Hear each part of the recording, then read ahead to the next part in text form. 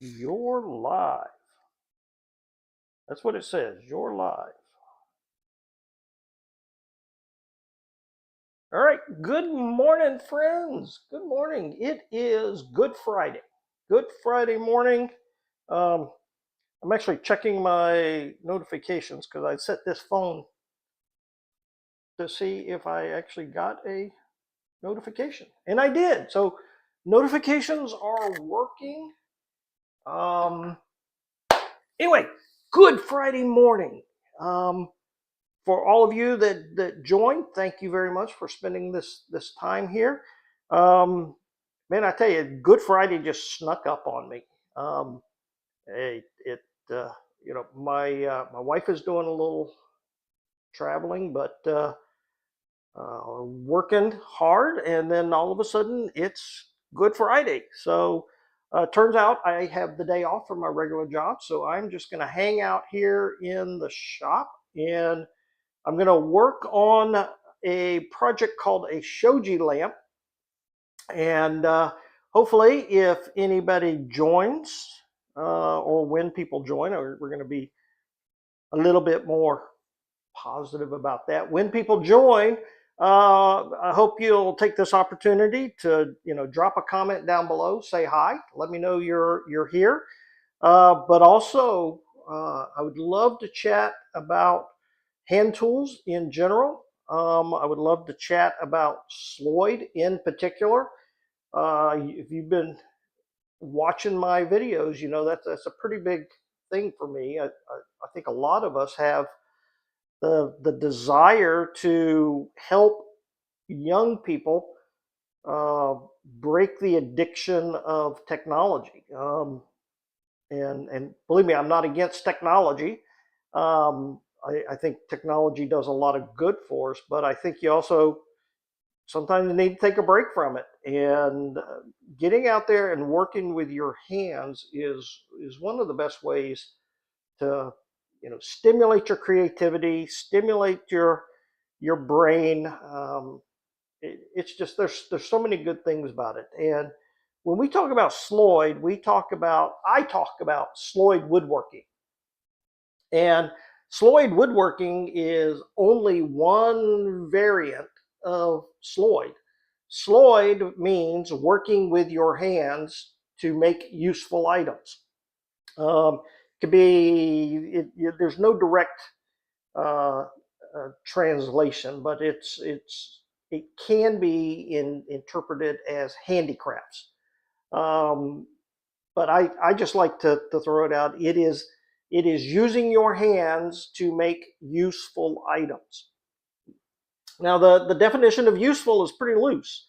It can be um, it can be household items, and that's a lot of times what you think about with Sloyd is doing spoon carving and things like that. So it could be household items, housewares, things to use around the house, coat racks, things like that. But it can be toys, especially if we're dealing with younger kids and they like the idea of making toys. Certainly, if that's going to be put to use, um, that's a good use of the term Sloyd. It doesn't normally apply to artistic type endeavors, um, but there's no reason it can't. An item can be useful just for beauty's sake. So, there's not a lot of constraints as to what Sloyd is or what Sloyd doesn't. So, having said that, I'm not going to drone on and on about Sloyd. I'm going to start working on this Shoji lamp. And, when I throw out the term Shoji, most people really don't know what that means. And honestly, I didn't know what it meant either until not too long ago. So let me show you what a Shoji lamp might look like. And this is not I'm losing my mouse here. Things are moving too fast. Okay, so this is This is what a Shoji lamp means, and this actually comes from the Japanese architectural style of Shoji panels that separate rooms. So it is typically a rice paper backed um, panel with some wooden braces in there for both structural and decorative effect. And then there's usually some kind of cross members or frame that holds it in place. So from a practical standpoint, what that really means is I have made this square. This made out of just white oak. I had left over. And then you will take a post. Again, this is white oak, and I have put a double half lap in there. And then this will fit into this corner. Okay. And if your joints are good, which mine aren't always, I struggle with that, but if your joints are good, you're going to have something that looks kind of like this. And then the Shoji panels, as we get them built, are actually going to go on the inside, like this. Right? So we need to be able to make Shoji panels that are the correct size for the frame. And in order to do that, I have got a bunch of, let me go back over here so I can stay in the chat, see if anybody joins.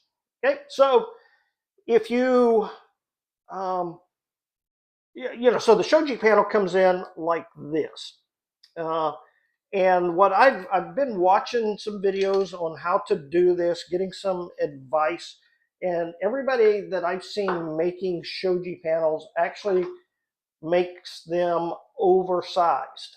So you'll come in like this, you'll make your Shoji panel that would look something like this, but then this all becomes waste. And you do this then to just give you enough strength to be able to glue this up, makes it nice and tight. So if you look at this, and this, and these, and these, you can see that I've actually been practicing on these Shoji panels, but with mixed results. All right, so I got a whole bunch of these things made up. So this is some I did last weekend, and these are designed to be the uprights of the Shoji panel. But I'll show you a little bit of why I'm struggling here. And again, any comments that you have about the woodworking piece of it, as well as the Shoji, the Sloyd, feel free. So if we come in here and we've got to line these up here. Okay, so here you can see that's way too loose. Okay, so we come down to this end, and I cut these out at the same time, but so we can get these lined up again.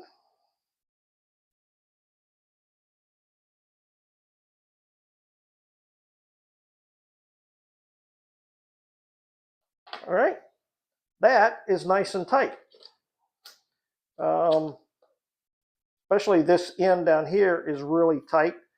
So, I go from a little bit too loose to tight to down at this end, which is way too loose. Okay, so I got to keep practicing. Let's go back over here. I got to keep practicing and try and get these a little bit tighter.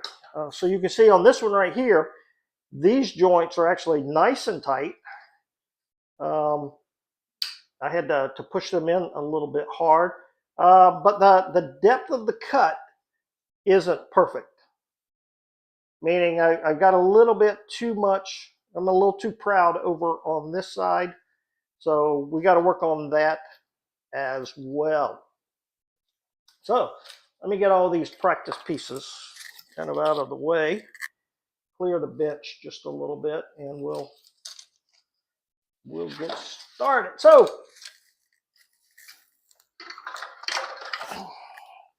you've heard me talk about the value of a picture, okay? And I know you can't see it in that screen, right? But I just took this out, took some graph paper, charted it, just drew it out to get an idea of how big the sizes should be, get my layout. And what that's going to do is allow me, hopefully, to come in here with a piece that I'm going to have the right cut. So I got my 12-inch ruler here. We're going to line it up. This is an 8.5 piece, 1/8 inch. So I ripped it down 1/8 inch, 1/2 inch wide. So it's 1/8 inch thick, 1/2 inch wide, 8 inches long. It needs to end up at exactly 6 inches because that's going to be the distance between my uprights. So we're going to start off here, put it on the ruler, and we're going to make a mark at the 1 inch. Okay. And then from this outside corner to the last outside corner needs to be exactly 6 inches. So we keep that lined up there, and 6 inches from here to here puts it at the 7-inch mark. Okay. All right. So from this mark to my second mark needs to be 1.5 inches. So we are going to take this then to 2.5 inches right here. All right. And then I need to be 1.5 inches from that mark. So that's at 7. So I'm going to back that off 1.5 inches and take it to 5.5. Okay. Now I have to go to keep everything balanced and symmetrical. I have to go from the inside mark. From here, I need to go to the left or to the right. Sorry, I do that all the time. I need to go to the right for this one and this one. And then for these two, I need to go to the left. And that should keep everything nice and balanced. So I'm going to take my piece here, and I'm just going to make that a little bit bigger over on that side. Makes it almost like a knife wall, if you will. And then on this side, we'll come in this way.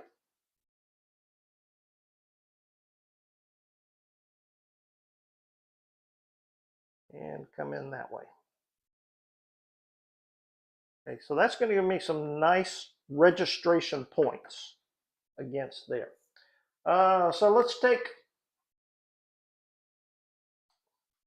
I'm going to take 4 pieces. If this comes out right, this actually will become my model for all of them. Okay, so we'll take this, we'll line them all up, make sure I'm lined up there. I am going to take, I got this little mini clamp that will help some. You've probably seen like Kukuri lamp or Kukuri clamps before. You may have seen those. Those are the brass clamps, very low profile. You know, if I find out I like this, I'll actually end up getting some of those Kukuri clamps, but I am really, really trying not to make purchases until I know I need something. So that's one of the rules that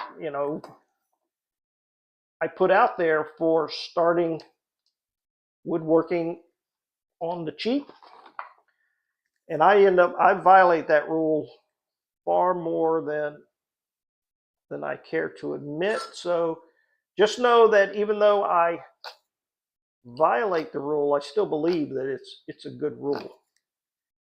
All right, so we're going to come in here,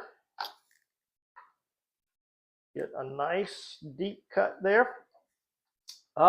So I did buy this I shouldn't say inexpensive. This is a detailed um, Dozuki saw. Uh, so it's different than the Ryoba because it's got the stiff back here. And what that does is allow me then to have a little bit more control. This is very detailed. And, I'm actually cutting on the pull stroke.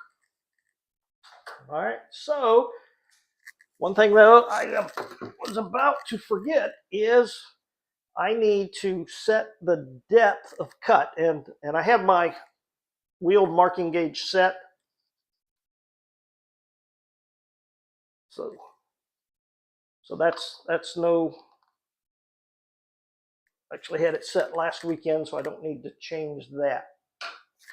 All right, I have played around with using straight edges and things like that. I've even done a video about using cutting guides, but I'm also trying to focus on using the saw itself. So when we look at, let's see if we can actually get a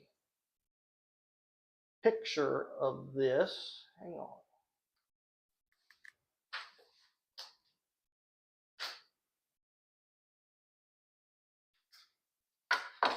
Sorry, don't mean to make everybody dizzy.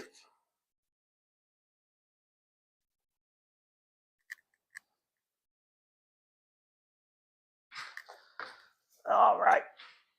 So as I start the cut here, I can look into the saw and see the reflection of the wood down below. And by seeing this, see how that lines up perfectly? If my saw is tilted right or left, that kind of goes away. See how that all lines up? If I'm twisted, ooh, you see all that? So we come in here, we make sure we're perfectly lined up like that. And then we can begin our cut.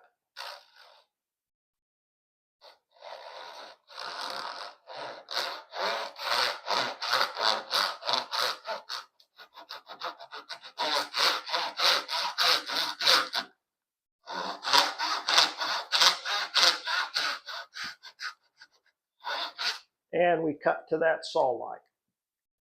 All right. So now becomes a truly difficult part for me.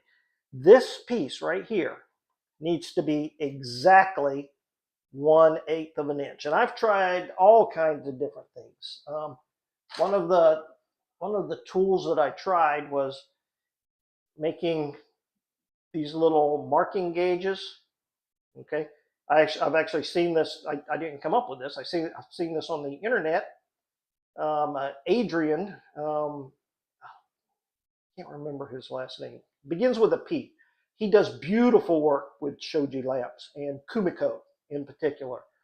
I'll have to find his channel and link it down below because he's absolutely brilliant when it comes to this, and his work is beautiful. He sells lamps, by the way. So I'll see if I can find his channel and link it in the comments down below because I really think you should, if you're interested in this kind of stuff, I think you should really check that out. So he uses these. I've seen him use that.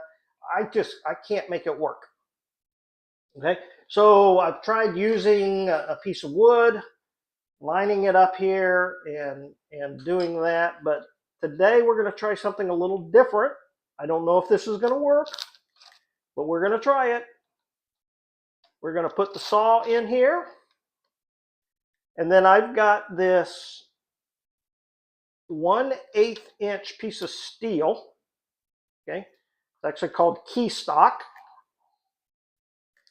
And this is, I don't know if this is going to work or not. This is kind of awkward.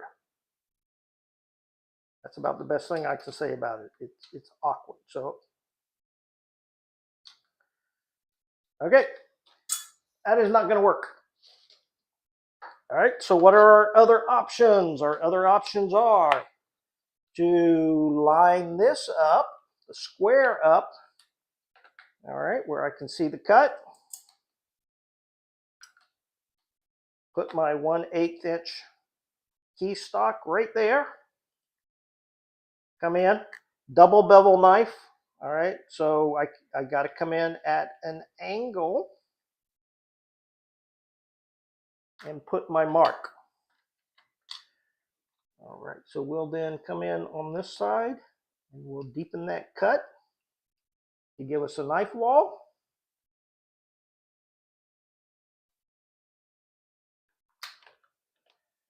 All right, marking knife in the cut.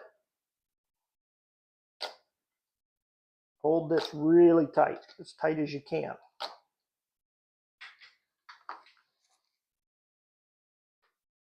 All right, now put our saw in that knife wall.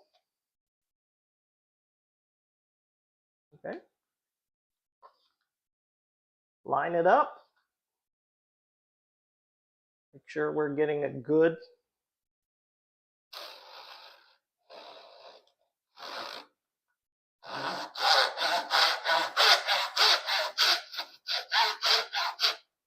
check.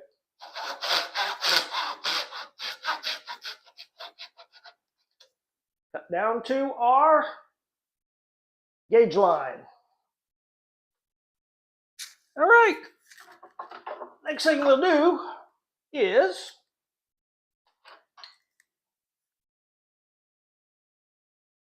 take our 1/8 inch chisel.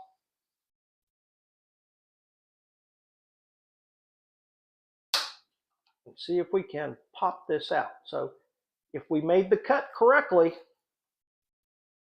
and see, I made it too tight. Made it too tight. Too tight is better than too loose because I can always come in and I can make the cut bigger, but I can't make it smaller.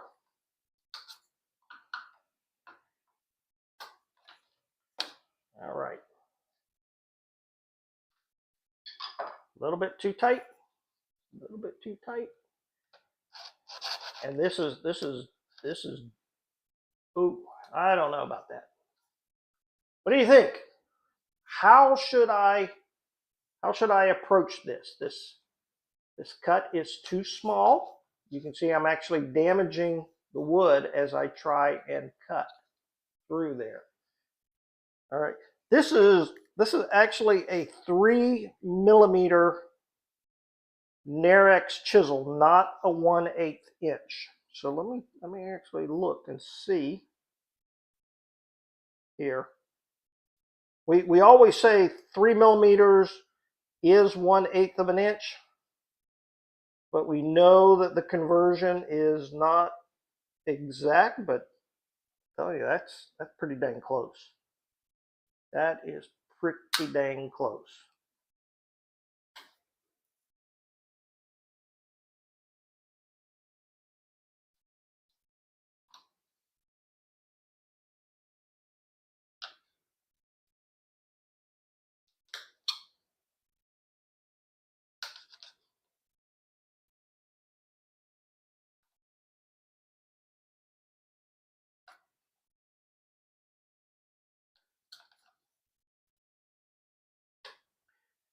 So, I mean, I don't have a 1/16 inch chisel.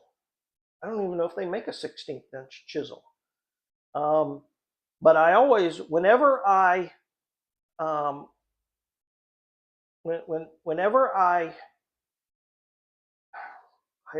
what is the word I'm trying to, what's the word I'm trying to find here? Whenever I try to go through a dado like this actually, technically it's a half lap, but in this configuration, it looks more like a dado. Whenever I'm doing a dado, I always try and use a chisel that is slightly smaller. And I believe that, I think that's best practice. So if I'm doing a 1/8 inch dado, I probably need a 1/16 inch chisel or something along that's about that size. And I don't know if they even make those. Okay. So we're going to come back to this in a second. I could actually take these out one at a time and do it. Okay. So the size though appears to be correct. So let's move on to the next one here. Okay.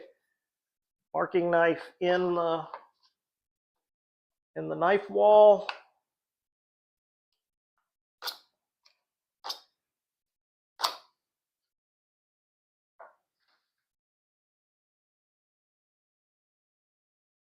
Saw in the knife wall.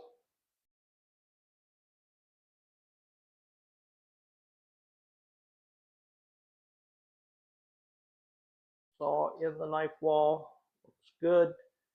Check my.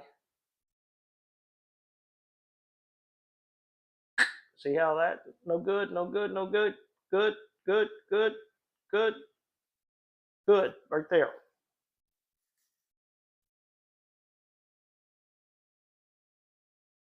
Good, right there. Get my cut started. Pay a lot of attention to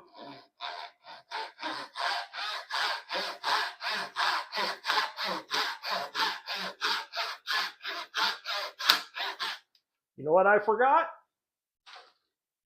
I forgot to mark my depth. Am I the only one that does things like that? Or do other people forget it as well? Mark my depth.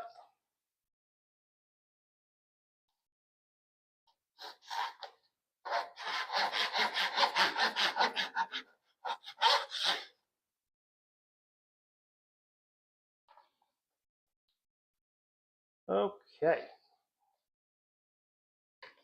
Come in there.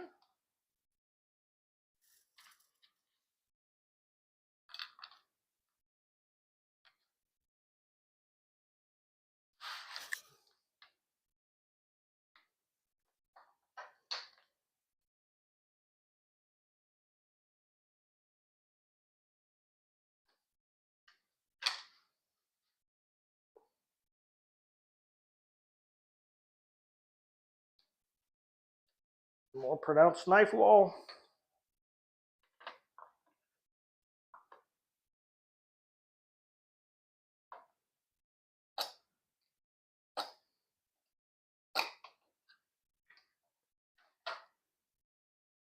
So in this case, these two now look to be the same.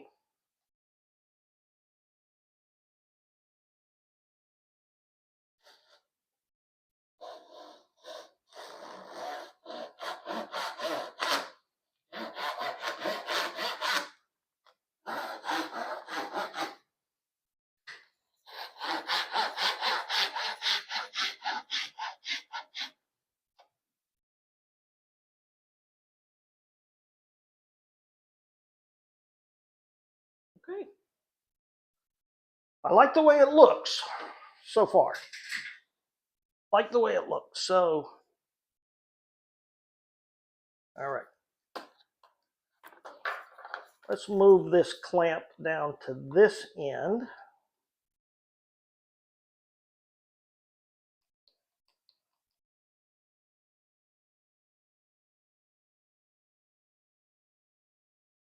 Okay, again, knife in the marking gauge. Where's that? Square to the knife. Did I say knife in the marking gauge? That doesn't even make any sense. The knife goes in the nick, and then the square is presented to the knife. And then we come in here. Again, saw goes in the knife wall. Line up your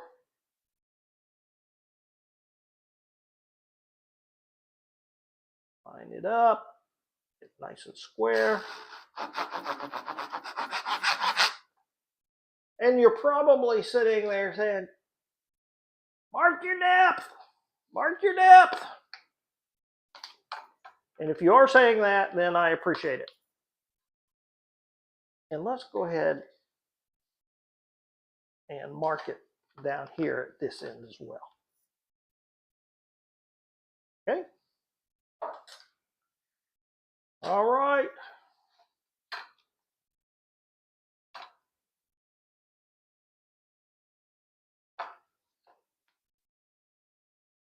Sure everything's lined up.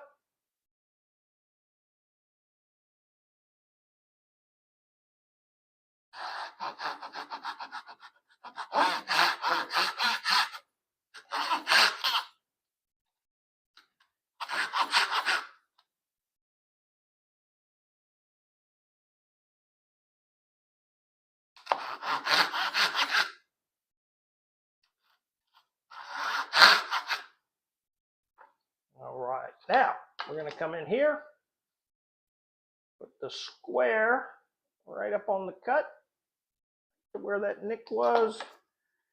We're going to, now this time we're going to the left. On the other one, we went to the right.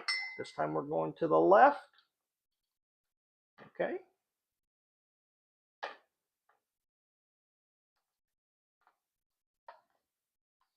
I know my hands are in the way. You can't see a thing, can you?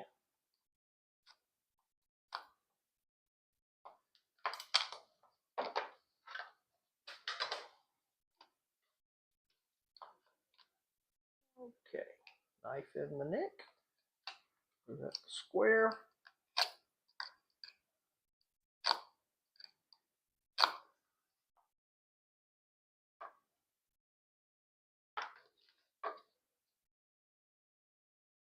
Okay. Let's come over here and make that cut just a little bit deeper.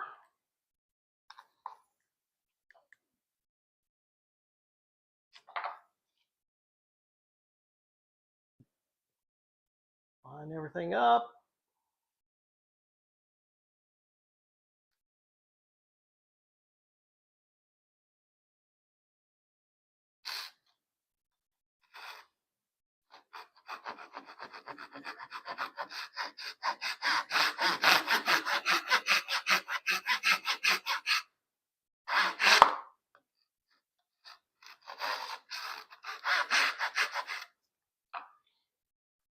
All right.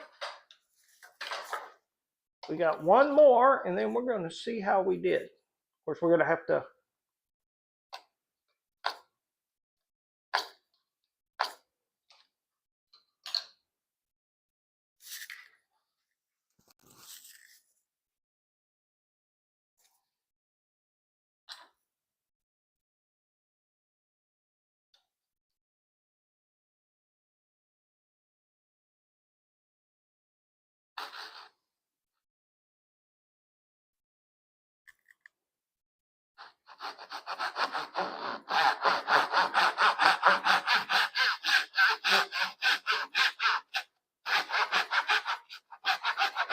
you know what's really odd?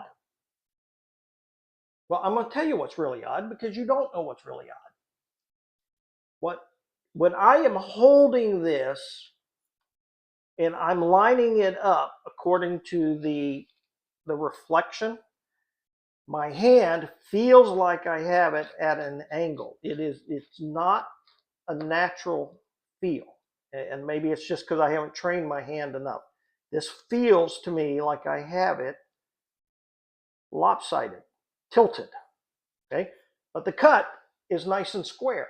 So the process works even though it feels terrible. I shouldn't say feels terrible, it feels awkward. That's what it feels like, it feels awkward.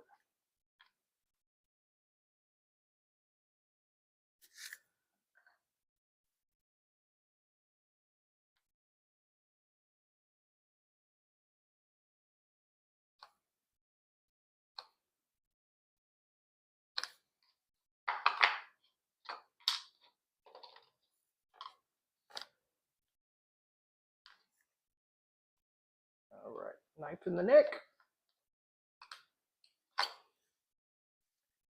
Have I missed any comments? No, I haven't yet. So remember, if you pop in, feel free to drop a comment. Let me know you're here. Please, let me know you're here. Yep. Recording a video when it's just you talking to the camera is weird enough. Doing a live stream by yourself is even weirder. So, okay. Let's get this lined up here.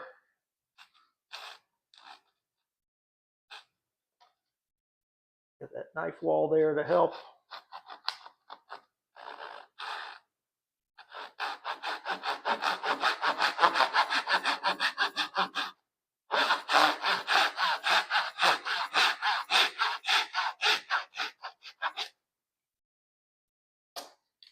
Okay.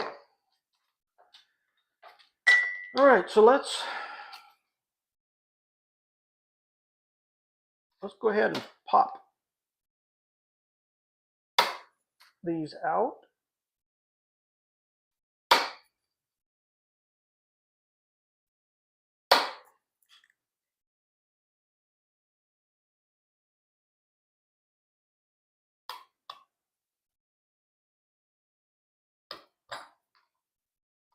That's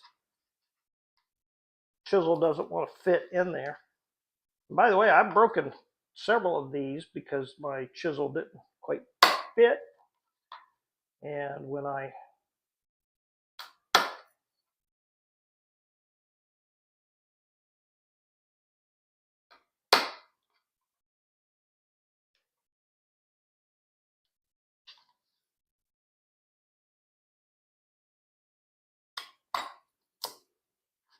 see a little crack there.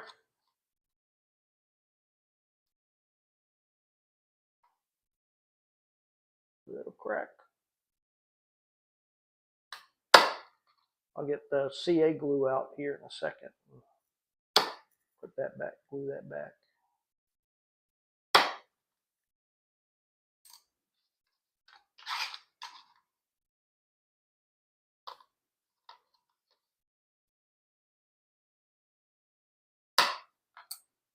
Just a little tap, that's all it takes. A little tap. And it needs to be a little tap, otherwise you are splitting the grain, which I've now done twice.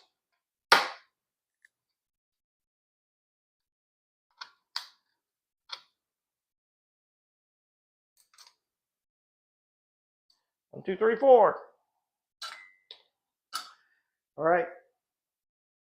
Don't go anywhere because I am going to go grab some CA glue and we're going to strengthen those areas where, particularly right there. I'm going to strengthen that a little bit. Be right back.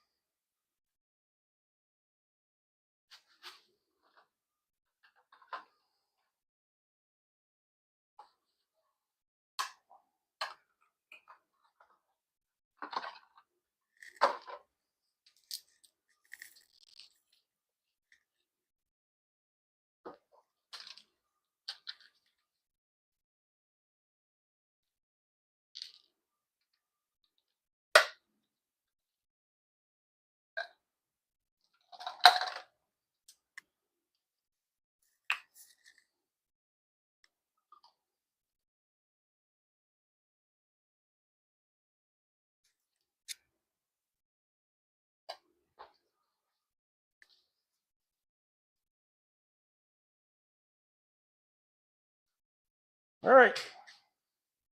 Actually, I had to open a new bottle of glue. That's what took me so long. So we'll cut that lid off there.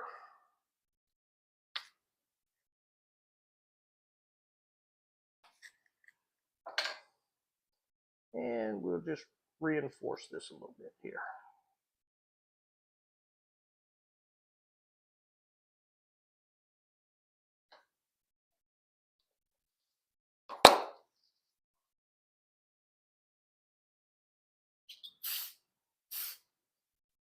With a little activator.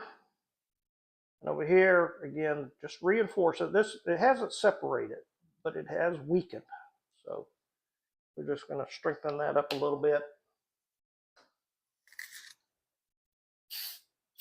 Hit it with a little activator.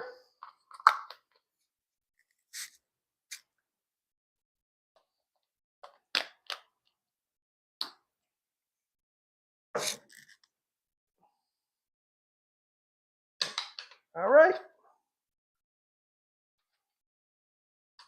How did we do?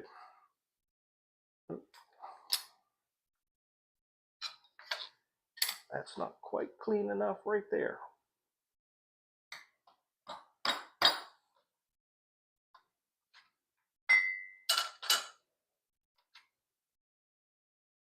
All right.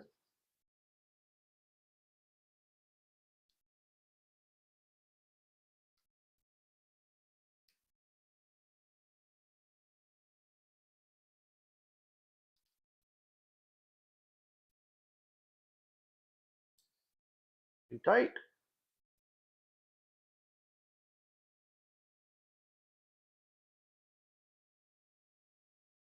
Too tight.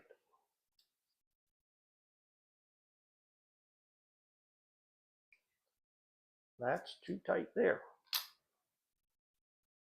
But, let's see. We put it in here. This one mix it with one that's too loose. What are we going to get?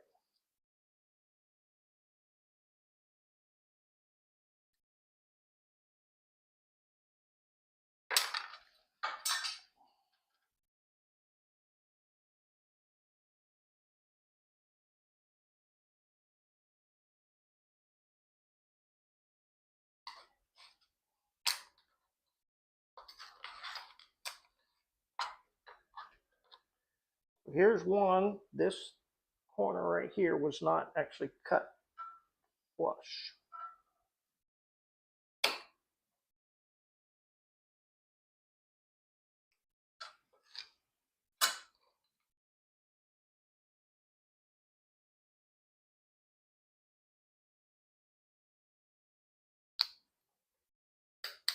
Oh, yeah.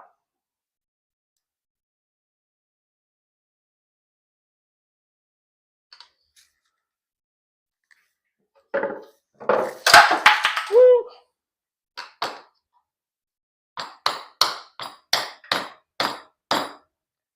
Little extra persuasion, but look at that. That is perfectly flush there. I shouldn't say perfect. There's a tiny bit there. But let's check it for square. A little bit out, but it flexes.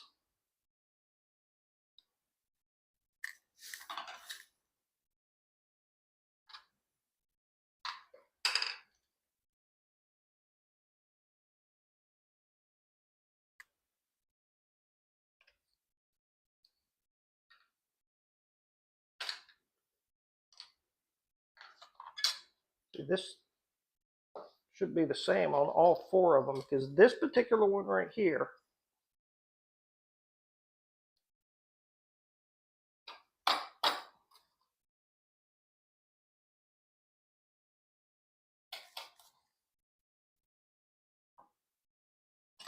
uh-oh.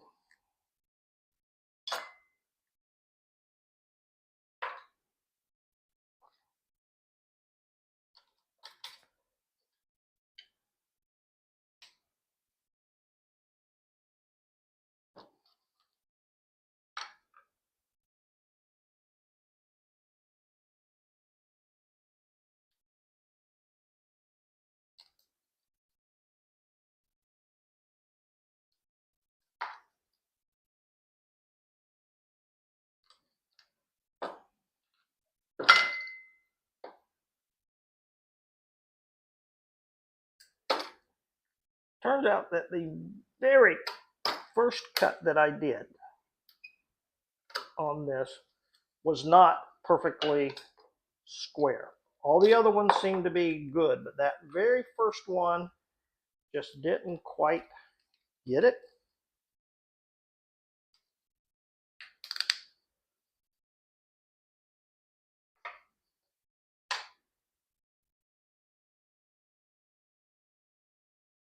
All right.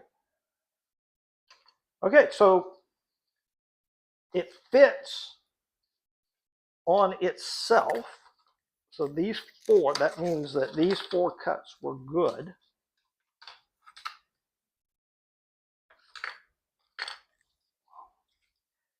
That one right there needed a little extra persuasion.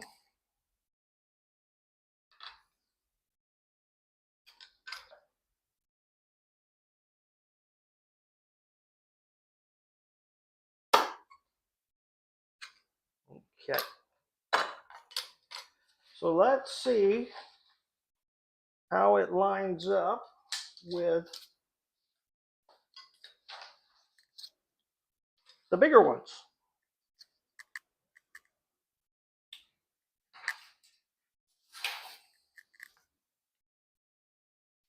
Now remember, some of these are loose, so I actually would expect to generate some problems.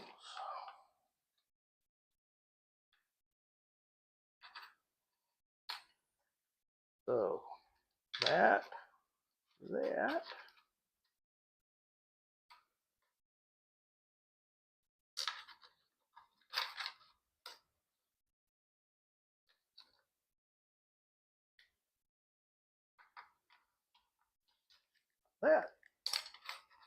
This one.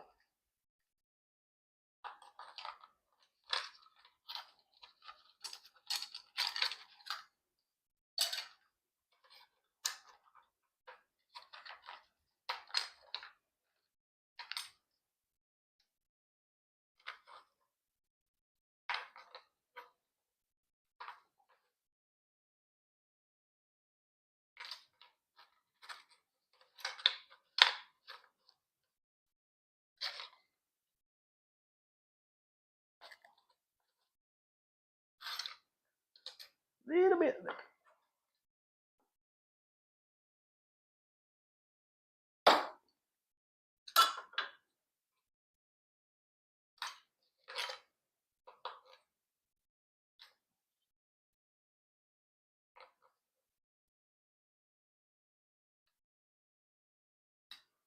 Okay, there we go.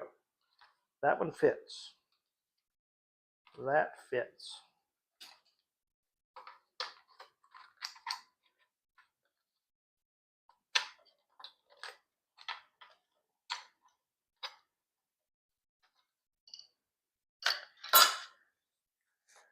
I need to clear my bench a little bit.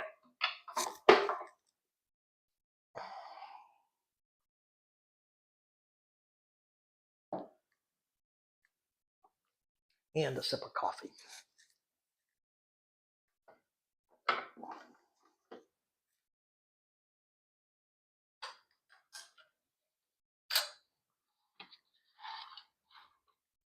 Okay. Oh, I got a couple of questions. Hello, Dennis or Donnie. I actually have a Dennis and a Donnie in here. Dennis from West Virginia, welcome. Good to see you here. So, Donnie, what glue do you prefer? Well, I guess there's a question. I use a lot of glues. When I'm doing something that I need an immediate hold on, I tend to go with this Star Bond. They run coupons all the time. You get a good deal. Occasionally you get free shipping from them. But I use some variation of Star Bond with the accelerator whenever I need something quick. If I need general woodworking, I tend to go with Type Bond 2 or Type Bond 3. Really depends on the application. But I've never had any name brand wood glue fail on me. So that's a good deal. I use Type Bond mainly, honestly, because a lot of people use Type Bond.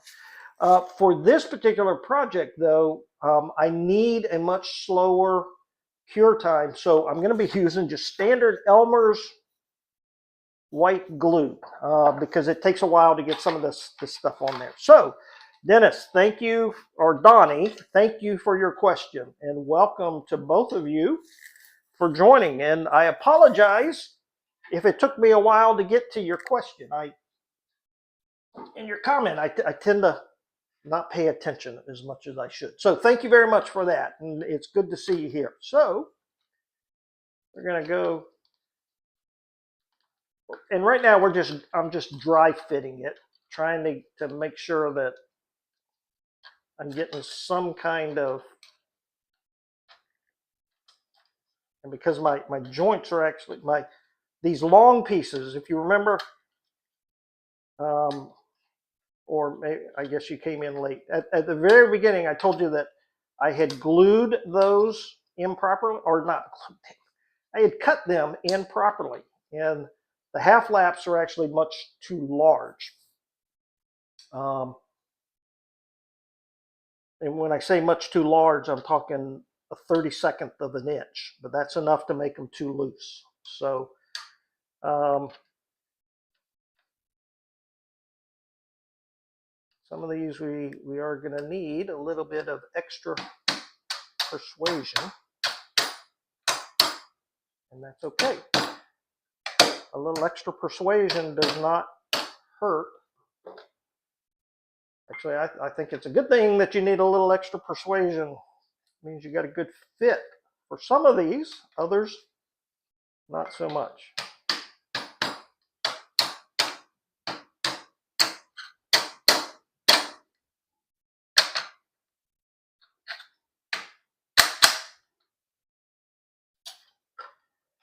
Okay.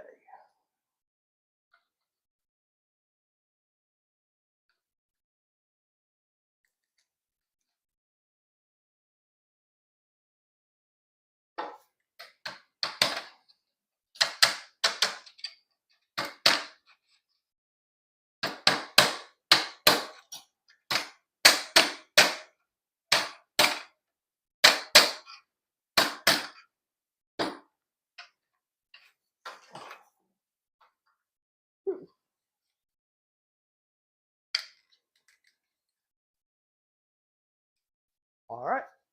And this is what a Shoji panel is actually going to look like. So I'm going to go ahead and disassemble this, and then I'm going to come back in with my Elmer's glue and re-glue it. And then after that, I doubt that we're going to be able to get to this today. So maybe I'll come back tomorrow and finish this up. I'm going to put Japanese, it's a rice paper on the back. It's actually called Shoji paper on the back. So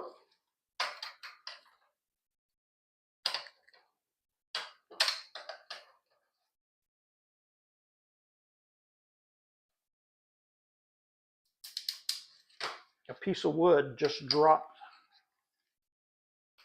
I saw it, I could see it falling, but I don't know if it was just a crumb left over.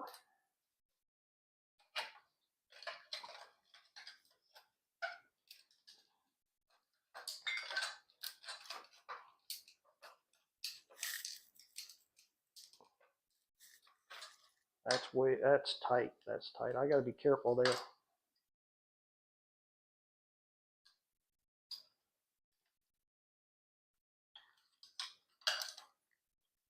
So you see how long it's taken me to fiddle with these things?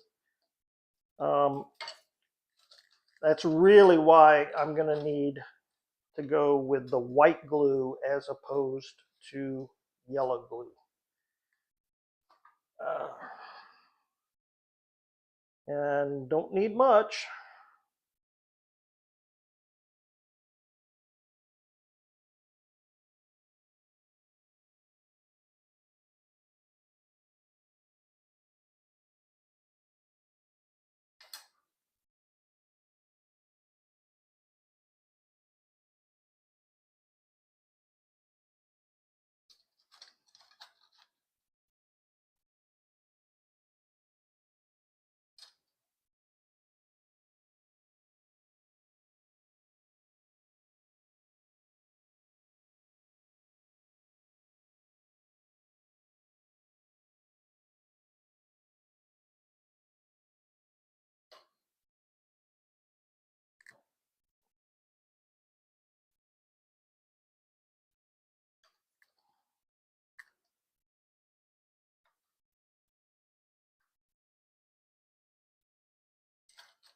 All right, got a little dab of glue in there.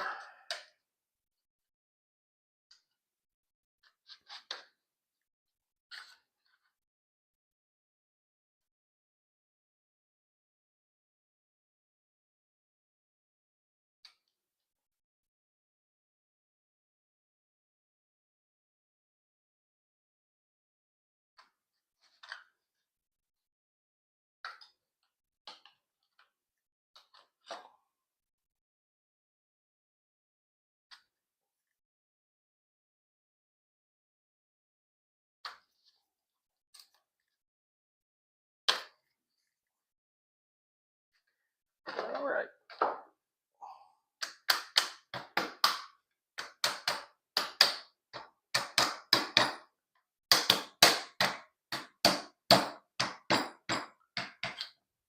All right.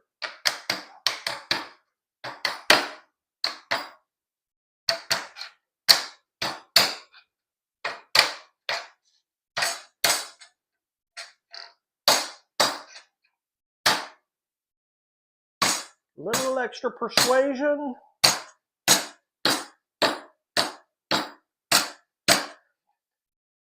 And I do have to be careful because a couple of times I have persuaded it to the point where I broke it.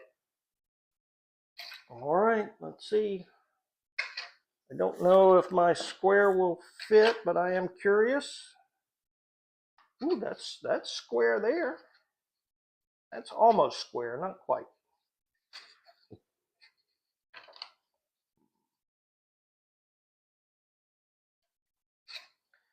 All right.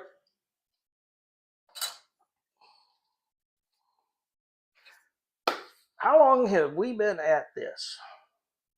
So, okay, friends. What time is it? I have completely lost track of time. I mean, absolutely, I've lost track of time. It is 9:58. You know, it is a good day in the shop whenever you lose track of time. So, what do you think? You think there is promise here?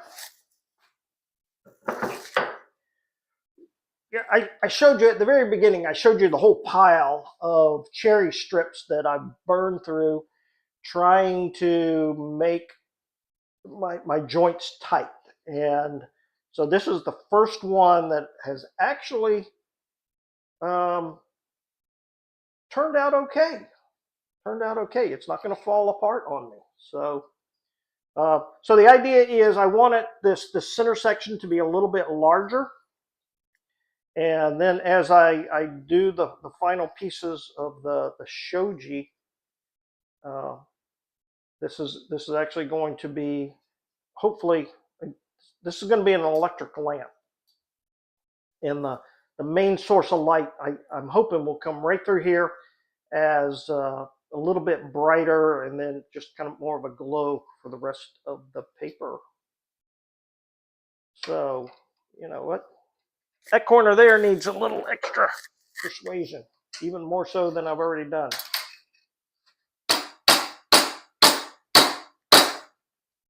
There we go. Oh, yeah. Yeah. Much better. All right, friends. Man, this has been an hour that flew by.